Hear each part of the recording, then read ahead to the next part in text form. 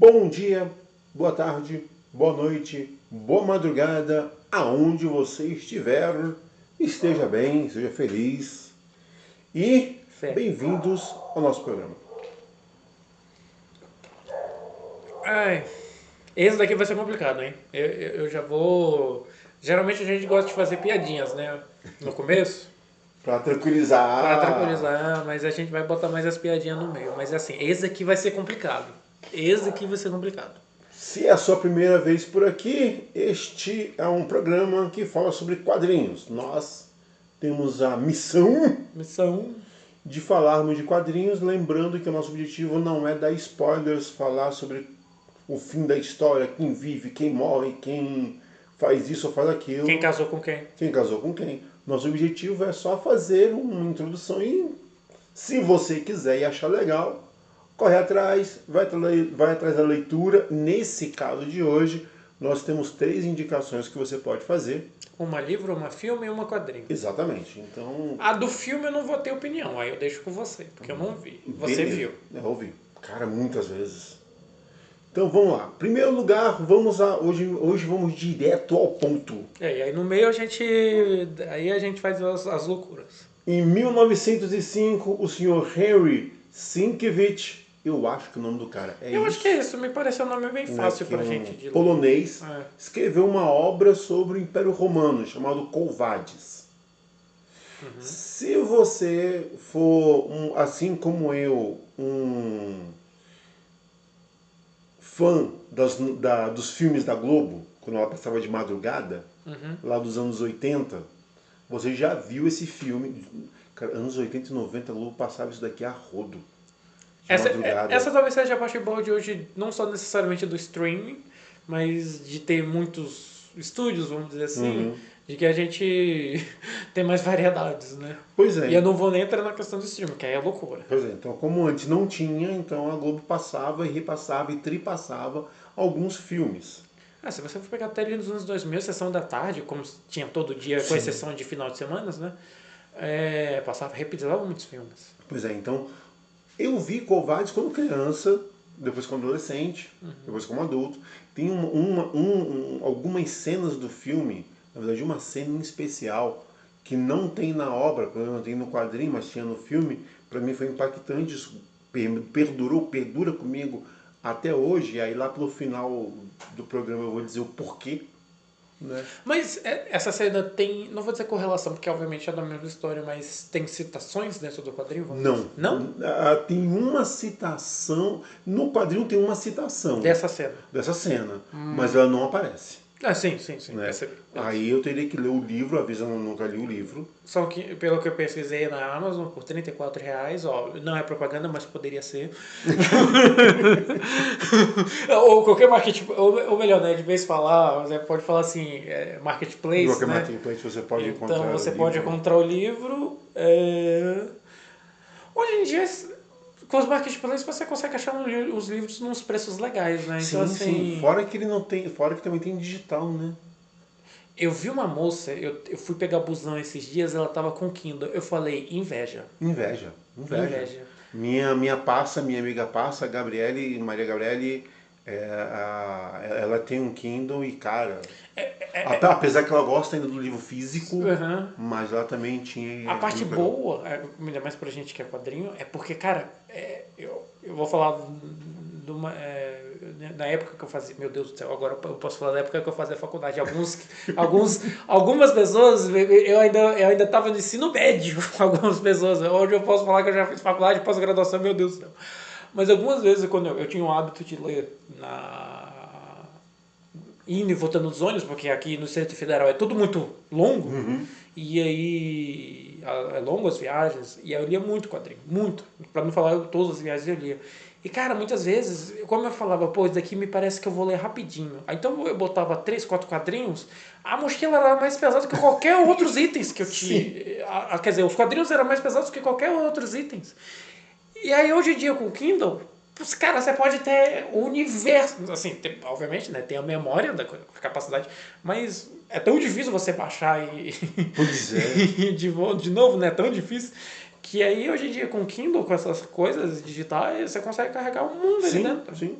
E se você tiver um bom tablet, né, no nosso Tem caso de isso, quadrinhos, né? né, se você tiver Tem um bom isso. tablet, você pode baixar muita coisa e aí o universo Não, o vira... universo é... é o limite. Então, Exatamente. grandes clássicos da literatura em quadrinhos. No Brasil foi lançado pela editora Del Prado, tem um apoio da Unesco, Da Unesco. Então, assim, Interessante. não estamos falando de nenhum projeto matusquela qualquer. É um projeto de responsa, Sim, sim, sim, não é? sim. Que tem... Ainda mais que geralmente o que vai ser vendido comercializado aí tem que ser de responsa mesmo, né? Pois é, então é uma obra que ela pega grandes obras, grandes nomes e faz uma adaptação para os quadrinhos. Uma coisa importante é que nem sempre isso, aliás, correção, muitas vezes não tem nada a ver com o Brasil, tá? Como assim? Não vai achando que isso aqui é uma obra só do Brasil, isso daqui é um projeto estrangeiro. Ainda mais que o autor é, não, é Não, polonês, né? o autor, a obra é polonesa, né? Mas no caso, o Grandes Clássicos da Leitura em Quadrinhos é um projeto estrangeiro que a Prado traduz e coloca no Brasil para nós fazermos a degustação. Então, se você pegar uma obra dessa, saiba que você não está pegando uma obra feita de qualquer jeito para vender livro, né, quadrinho para as escolas.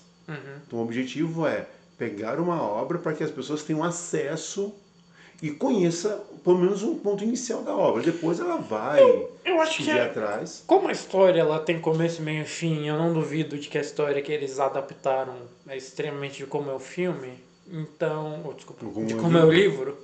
Então, imagino que do começo, meio e fim ele deva ser bem fidedigno. Agora, de Pois como ela foi feita, de como eles fizeram as adaptações, aí a coisa agora gente, já começa, já que o Samuel já entrou nesse ponto, é porque assim, primeiro de tudo, suas opiniões sobre o filme. Vamos tirar vários tá espantalhos aqui bom, vamos tirar alguns espantalhos pra gente depois ficar só focado no quadrinho. no Quais são as quadrinho. opiniões do filme? Bem, em primeiro lugar, eu via o filme quando eu era criança. A primeira vez que eu vi foi eu criança. Então, o que me encantava era trazer uma Roma, não é, do Império Romano. O que isso sempre me chamou a atenção, o Império Romano. Então, eu achava o máximo. Tanto que um dos filmes que eu mais gosto, só dando uma dica aí, é Ben-Hur, que também é da mesma época. Sim, Né, sim, dos sim. grandes cinemas fazerem grandes filmes bíblicos. Ou quase bíblicos, porque tanto Covardes quanto Ben-Hur não são bíblicos, mas Citam, né? as suas obras, não é, Citam bastante os cristãos. citam e sugam muito de um período histórico do cristianismo, tanto primitivo quanto de Cristo, na passagem de Cristo. No caso do Kovács, estamos falando dos primeiros cristãos, não, o cristão Sim, primitivo. sim, sim. A impressão que eu tinha do filme, ele é um filme longo, não é? Você lembra Lembrando, mais ou menos a duração? 2 2 horas. horas e pouquinho. 2 horas e Não, pouco. não passava de 2 horas e meia. Não. Beleza. Até onde eu me lembro, não. Então a gente pode pegar umas 2 horas aí.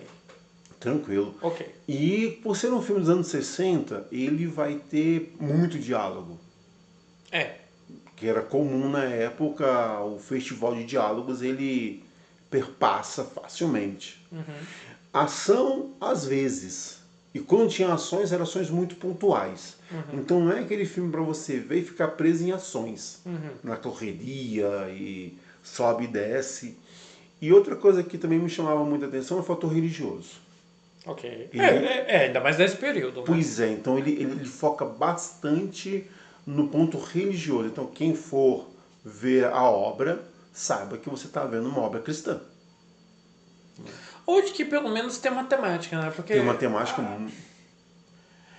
É, é porque como a gente aí ambiente os nossos ouvintes na narrativa pra gente já Estamos em Roma 60 e alguma coisa. Gente, é só pegar aqui. e a gente tá pegando um tempo onde os nossos cristãos eram perseguidos. Perseguidos. Então estamos no 64. Roma 64. Você lembra, você sabe mais ou menos de qual era necessariamente a religião que Roma gostava de... Roma era politeísta, né?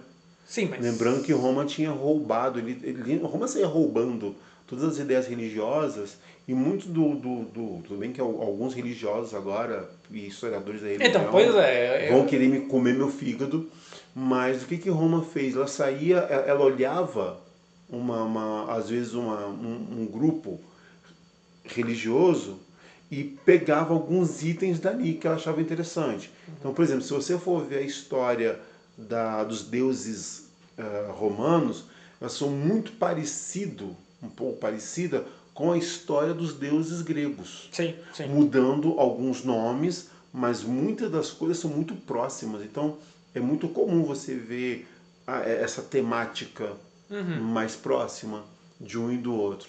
Então, você vai ter... que tem aquele negócio de Afrodite, por exemplo. Sim, né? sim. Ele tem algumas citações de alguns deuses gregos. Pois é. Que eram deuses romanos. Sim. Né? Que foram transportados para os romanos. Então nós temos uma Roma de 64 depois de Cristo, ou como alguns preferem, 64 da era comum, da era atual, ao qual o imperador Nero é quem comanda Roma. O personagem, eu digo, melhor dizendo, persona que existiu, né? Na persona que existiu, lembrando que Nero é visto como o grande perseguidor de cristãos. Tem muitas pesquisas hoje em dia que rebatem um pouco isso. Então, se você lê a obra e vê algumas pesquisas dentro da historiografia, tem gente que fala que Nero não foi esse monstro que tem no texto sagrado, Bíblia, e que muitas pessoas relatam. Aqui, por exemplo, o Nero que nós vemos em Quo Vadis é o Nero louco. Então, esse que é o ponto, né? Porque assim, nós sabemos que no nosso Brasil, apesar de ser majoritariamente cristãos, Sim. dá para falar que mais da metade é cristão, mas temos outras pessoas que têm outra religiosidade diferentes. Então, assim, minha gente, é uma história que tem uma certa louvorização aos cristãos. Sim. E aí, toda vez que a gente for falar sobre essas questões, não necessariamente, apesar de eu me considerar cristão, mas não é necessariamente fazendo juízo de valor, etc. É porque como a história é um romance, então a parte mais... não vou dizer... Um romance, a gente até estava conversando sobre esses dias, ele é categorizado por ele ter um envolvimento entre os personagens. Não necessariamente romântico. Não precisa necessariamente, apesar que a gente faz a alusão do romance como sendo obrigatoriamente tendo um romance. Sim. Pode ter, né? Mas nós vamos ter outros personagens também, ou se bem que como a Globo adora colocar, né? Nós vamos ter núcleos. Sim, exato. Né, mas dando assim, o ar da graça dentro da obra principal. Nós temos uma obra, nós temos uma temática que ela vai tendo começo, meio e fim. Nós vamos tendo temas ou personagens secundários que vão entrando nessa obra. Sim, mas um romance ele também pode ter seus dramas. Sim. Então, assim, não só necessariamente por conta de estudar para algumas coisas, acabou que alguns livros obrigatórios tinham muitos romances. Mas dentro da história não tinha nenhum par romântico com o nosso personagem principal. Era sempre uma certa nostalgia de algum passado que essa pessoa viveu, era sempre não vou dizer uma dramatização, mas era sempre um louvamento de algumas ações que eles se tinham. Então esse que era o ponto que eu queria falar necessariamente de romance. Então, ela, compulsoriamente por ser um romance, precisa de ter um vilão e um personagem principal, um herói, exatamente. Então é muito categorizado por isso. Então, por mais os cristãos são os perseguidos, e aí indiferente do que a gente acha ou não acha da história, você por ser historiador e eu por ter... Mas é uma história que os cristãos estão sendo perseguidos e Nero é o grande cara, e é uma história que tem um romance, sim, entre dois personagens, que é a... eu esqueci o nome. Esqueci o nome dos dois. Eu esqueci o nome dos dois. Que um é romano e uma outra, ela era de um outro povo que foi sequestrada. Como sempre, espólios de guerra, né? Pois é. Lembrando que, né, hoje em dia, graças aos deuses, você não tem mais espólio de guerra. Então, hoje em dia, essa prática seria, né, desumana. a nossa ONU desaprova. E vamos torcer para que a ONU continue sendo essa coisa Ainda maravilhosa que desaprovando. está sendo. Exatamente. Então, assim, por que eu perguntei necessariamente qual era a sua visão do filme? Porque eu só tive contato da história com o quadrinho. Pela história do quadrinho, você fala, pô, essa história é interessante. Essa história é envolvente em algumas tramas, subtramas no que ela vai percorrendo. Mas a minha crítica vai ser em cima ao formato. Rapidinho, o nome do nosso personagem principal é Marcos Vinícius e o nome da nossa donzela é Lígia. Lígia, eu quase falei Dália, né? Não tinha nada a ver. Então, assim, a minha grande questão dessa história é o formato. Porque, como é uma história, porque pelo que eu pesquisei no livro tem, nas edições que eu li, obviamente, de edição para edição, de editora para editora, pode ter as suas diferenças, mas é em torno de 553 páginas. E no quadrinho acho que tem cento e pouquinhos. Não, 53 páginas. Então menos ainda. Menos ainda. Então assim, aí 50 aí você percebe de que a história teve que ser,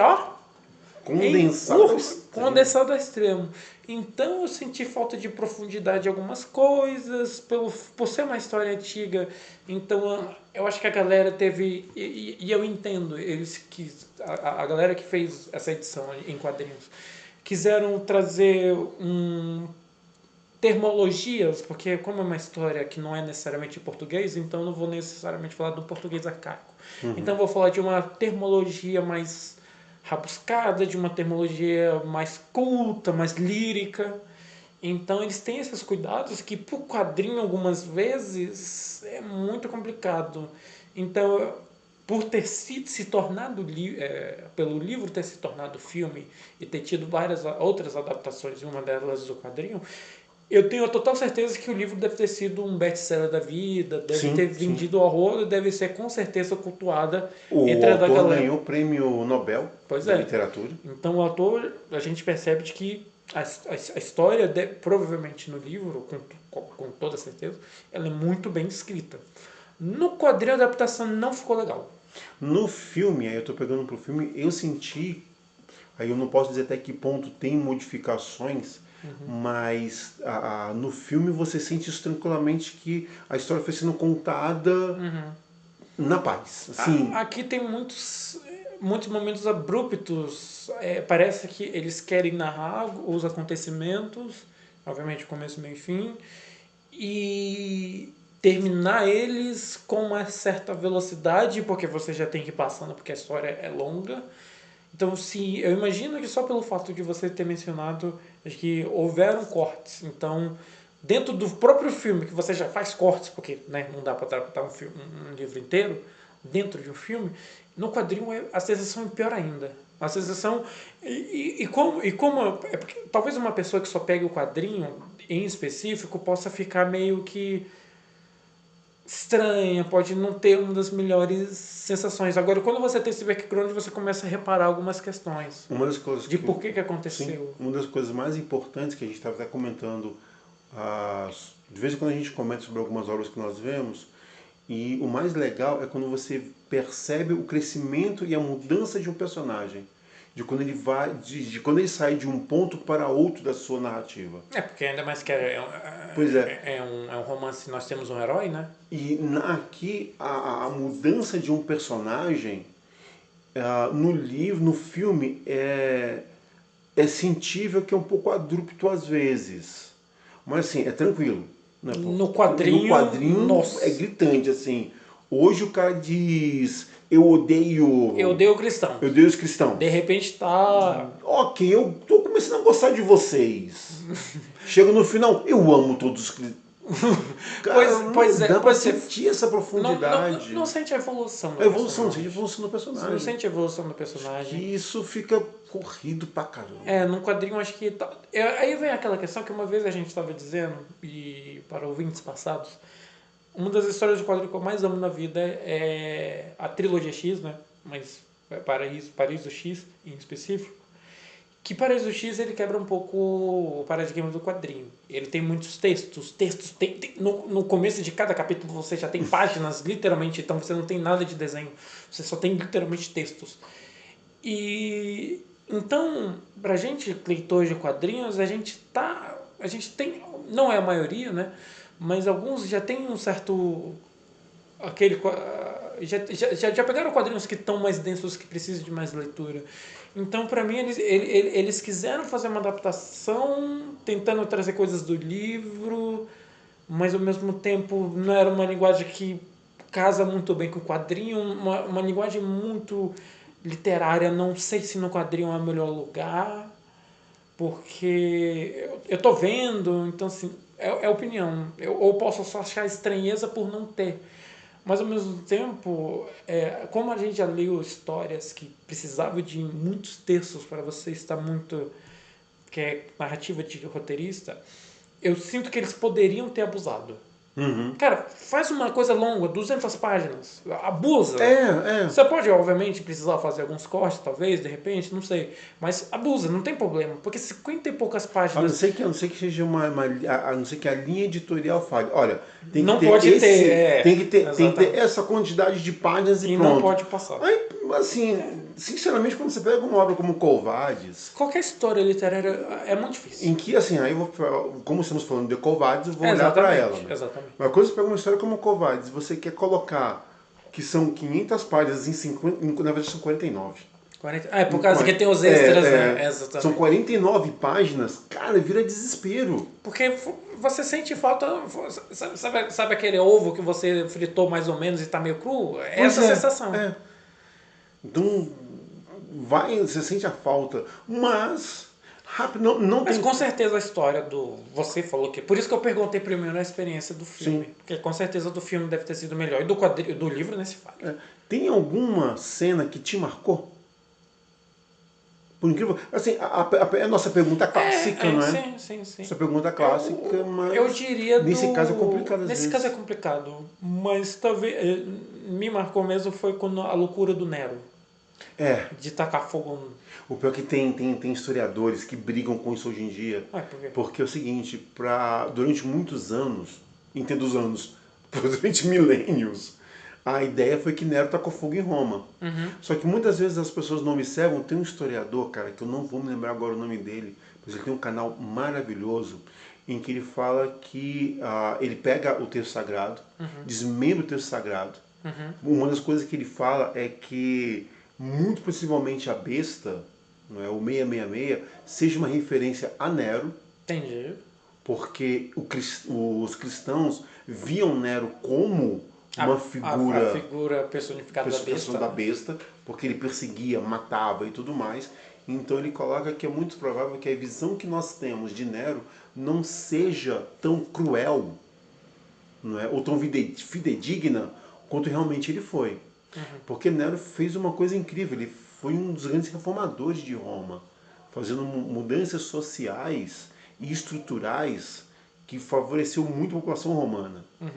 Mas, como tinha esse lado da perseguição, o que ficou mais em voga foi a perseguição causada pelos cristãos. Mas hoje em dia que nós ocidentais somos deveras cristãos. Foi como até cristãos, meu Deus, foi mal, cristãos. Eu falei cristãos o tempo inteiro, certo? Aí agora meti uns cristões. Daqui a pouco eu vou falar troféus. Pois é.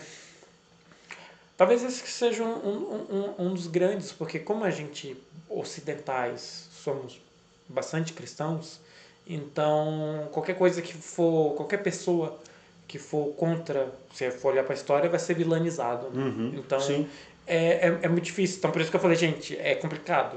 É complicado, porque a gente vai já é um romance em que os cristãos estão sendo perseguidos e de um tempo onde ser cristão é errado. E uma das coisas que eu achei muito interessante é que você percebe de como seria ser minoria. Sim. Porque hoje cristãos são a maioria. Sim. Mas naquele caso, então assim, caraca, tem que ser quando os cristãos queriam se reunir, tem que ser num clubinho fechado, termos mais apropriados, numa casa fechada, ninguém pode saber, não pode vazar informação. Né? Então assim, e aí depois começaram a proliferar as palavras, Mas era fechado, porque era perseguido. Sim. Era perseguido. Então eu diria que o fogo, Roma é Incendiada. incendiada, é bem tocante.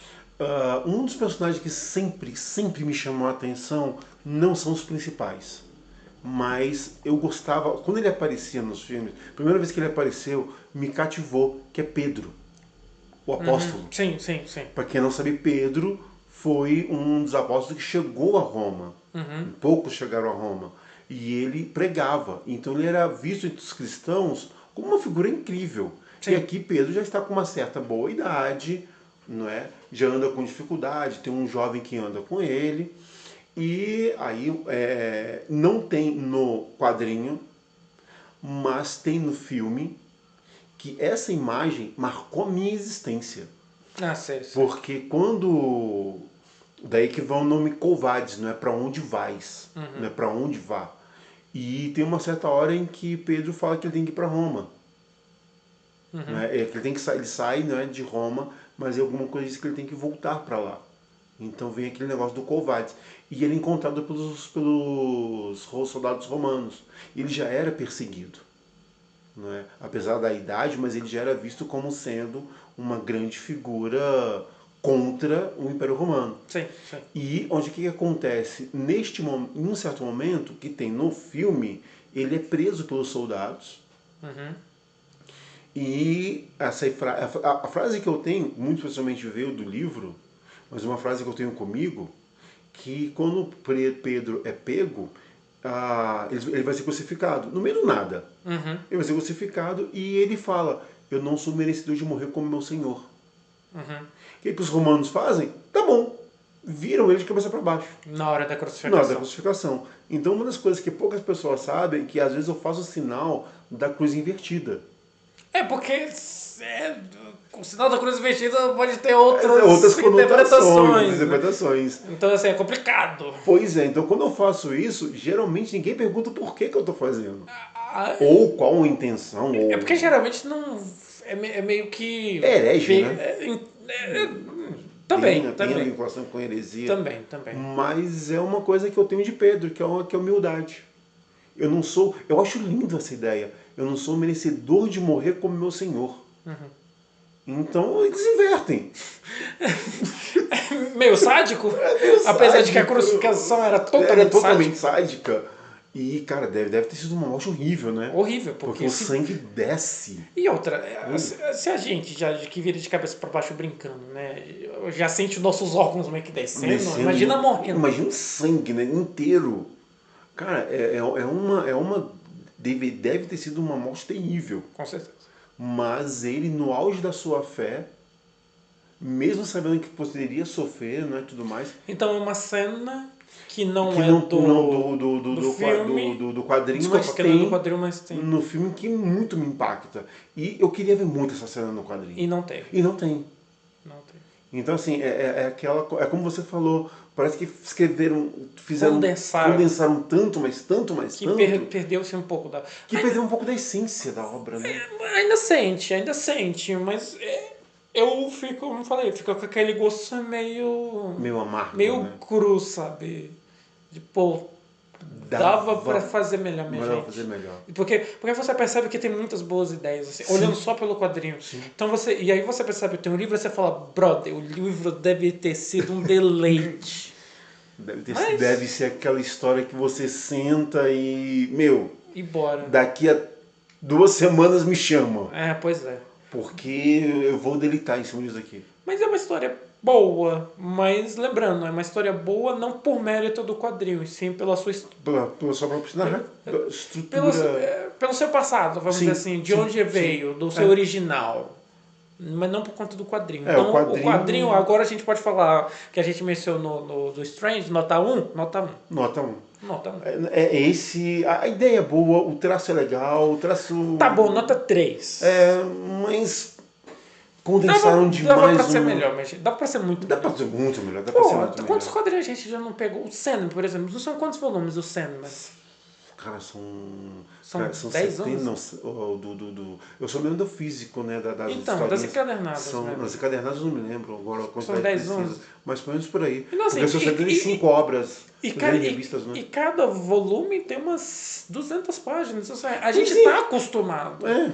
Quem falou uma história dessa não é leitor da Marvel. E o pior é que se você for pegar uma obra como essa, aí desculpa a galera da editora Não é nada pessoal. inicial, não é nada pessoal, mas não te cativa você ler a obra. Muito.